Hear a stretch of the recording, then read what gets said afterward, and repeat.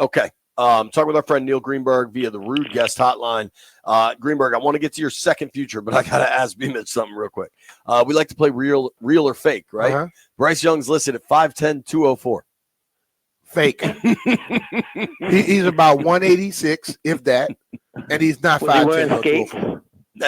Yeah, maybe on skates. Ahmed met him. Who's that little dude right there? I say Bryce Young. You say what? I've seen him in person. Yeah. He's a slight fella. Okay, Greenberg, future number 2. Jared Goff, MVP. If you can find 25-1 or better. Wow. Yeah. Talk so here's the thing. I don't hate it. That's That's a juicy number. So here's the thing. Typically, the eventual MVP winner is going to be a quarterback on a team that is top in their conference and or one of the highest scoring teams in the league. And you look at the teams that are kind of on that short list: Baltimore, Kansas City, teams like that. And then if you look at what those quarterbacks are going for, they're usually going to be in like the plus 500 to plus 1,000 range. Obviously, Josh Allen's there, Jalen Hurts, etc. But Goff, I do think, is also in that mix for the Lions. And I think when you look at that, how skewed his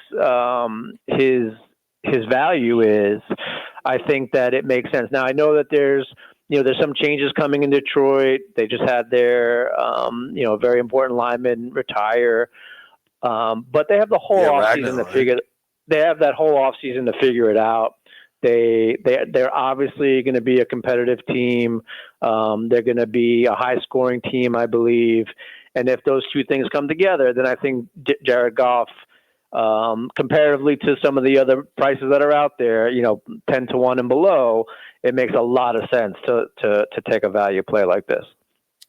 I kind of like that. It's a flyer, but it's a big hitter. With all your analysis makes sense to me. You think Goff could win it, B? The MVP? Yeah. If they get a coach that can run Gibbs consistently and play off of that, yes. But if they're not running Gibbs consistently, no.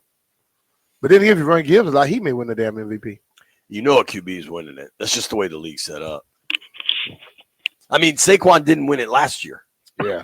You know what I mean? That was like what he didn't win it when he had the historical season. Right. Like, what do you have to do? If Saquon couldn't win it last year, they should just make it a quarterback award. All right. I don't know how many of these you have. You got a third? Those are the only two. I'll have a couple more when it publishes next week, but wanted to give you a little taste. Can I tweet those out, or do you want me to keep them private? Oh, no. Sure. Okay. Man, come on. Greenberg loves that. Come on, man. Give him some promotion. We're just hyping up his tell him, Green. Yeah, remember, this is my podcast. Keep it secret. We want everybody to know. If you want to listen to Neil Greenberg's podcast, it's every Wednesday at 11 on BMitch and Finlay. Dude, so we're out here for practice today, OTAs. I have a feeling some guys that weren't here are here now. We'll see how that plays out. Do you think Brian is a really, really smart person and has been in rooms with the union and the league?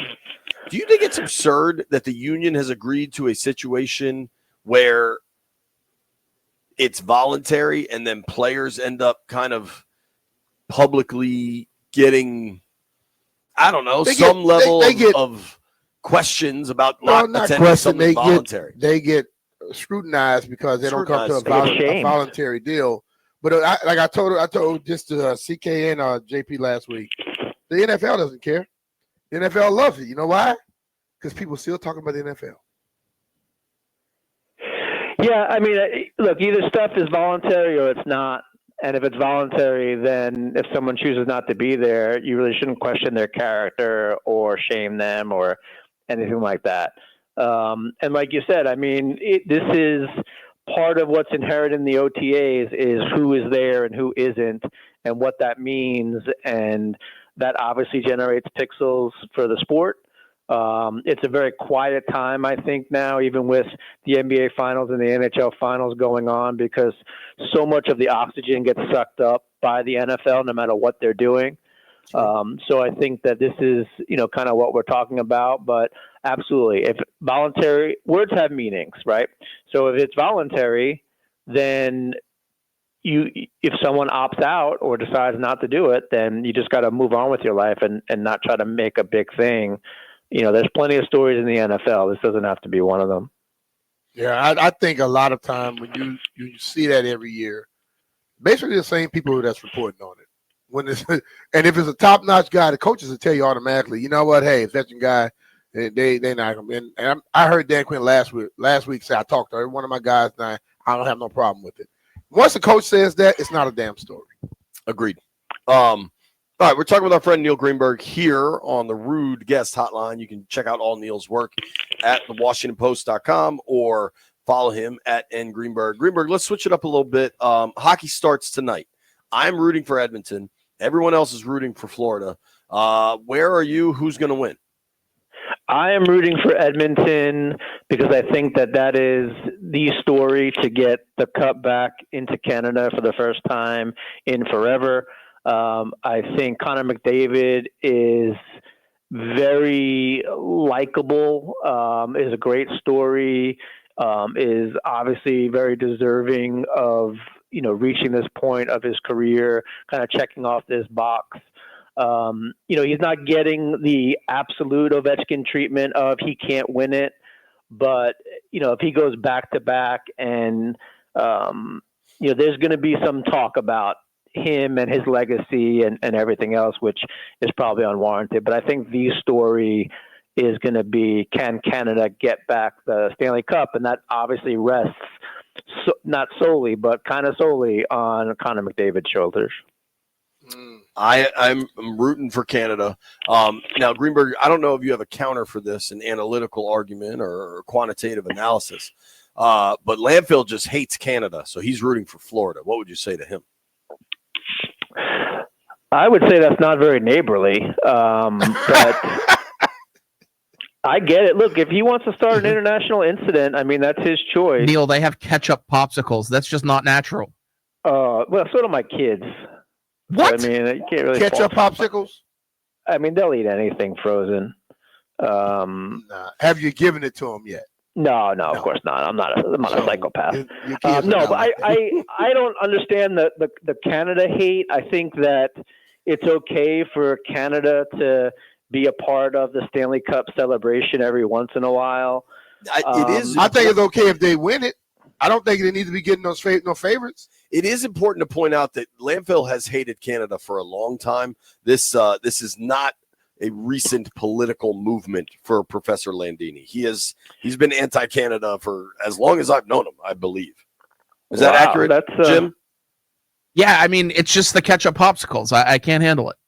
Well, you are a big snack guy. I know that you used to have like the snack show and segments and everything. So I can definitely see like a snack that you're against completely putting you on tilt. Yeah. Yeah. So I get that. And I respect that. I think for the rest of us, the Canada story would be really good for the sport. And honestly, if you're a hockey fan, you want this to happen because this is how the sport spreads. And it's going to be a great story. A lot of people are going to be talking about it.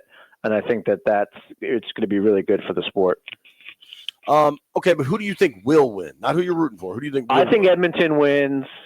I think that they do have what it takes to beat Florida. I know Florida's good, defending champion. I know we've been here before.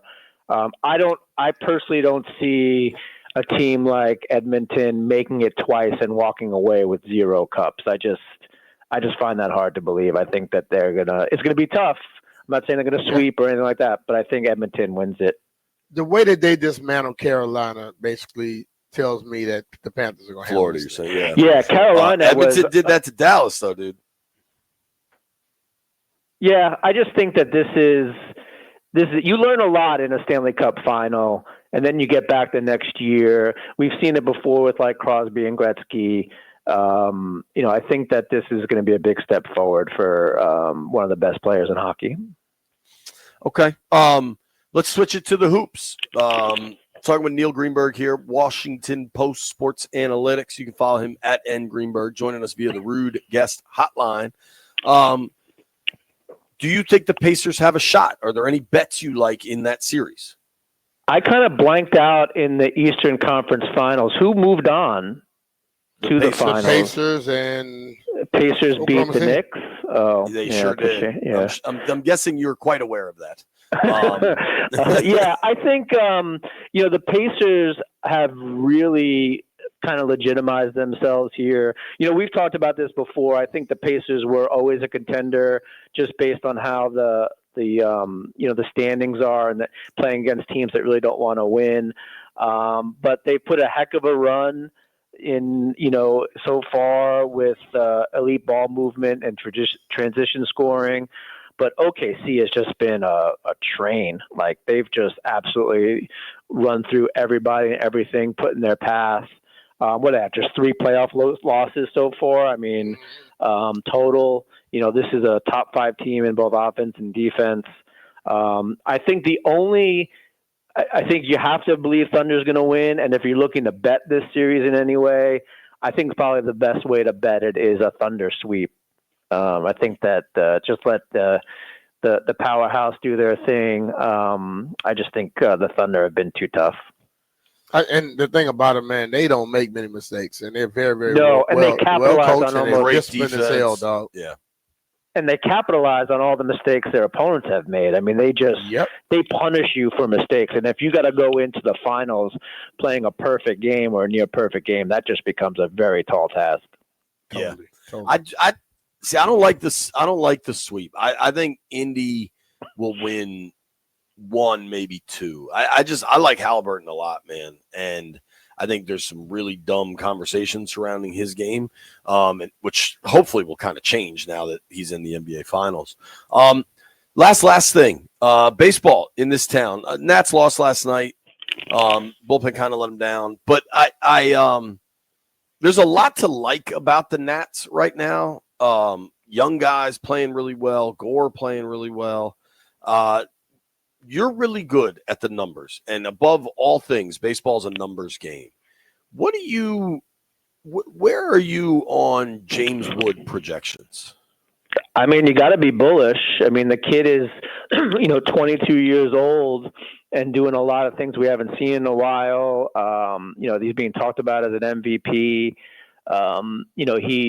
He strikes out a little bit too often, but again, he's only 22 years old, and he'll kind of figure that out. And if that's the only knock on your game at this age, being in the majors, you're probably set up for a lot of success. 1, because that's correctable, and 2, because the strikeouts don't really hurt you as much as they did before. Or at least we know now that they don't hurt you as much. But I mean, there's a lot of there's a lot of momentum with this kid. He's become a very valuable player in the majors overall, let alone for the Nats. To say he's a building block, I don't think I'm breaking any ground here. But yeah, I think that he's got a very bright future. Hesitant to say how bright, but so far a 22-year-old doing what he's doing, he's certainly on a superstar trajectory. And, the Nats are sitting on a gold mine here because they have him under cost control for 7 years, 8 years, or whatever it is. That's a huge building block, especially with the rest of their young roster. Wouldn't surprise me to see the Nats return to contention very soon, only because their core is very young and obviously led by Wood. They look to be very good. His comparison is Aaron Judge. Yeah, that's a lofty comparison, but I mean, nobody else is 6'7" or 6'8" in the league.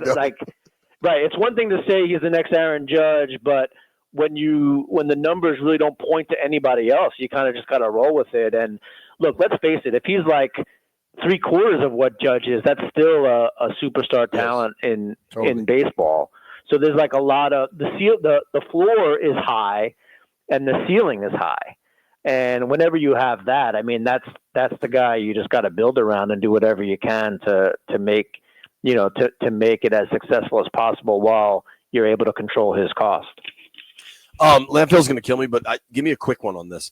Brian and I did a whole hour, I think, yesterday.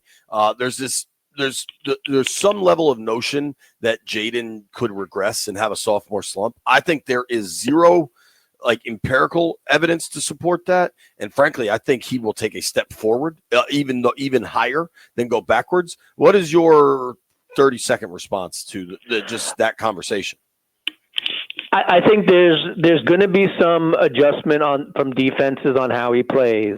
However, how he plays is very difficult to adjust to, and they gave him some more weapons. So if you figure out a way to stop a dual threat quarterback that has a really high football IQ, more power to you. But I don't think that we've seen a lot of evidence of that just yet. There you go. Thank you, Greenberg. All right. Love you.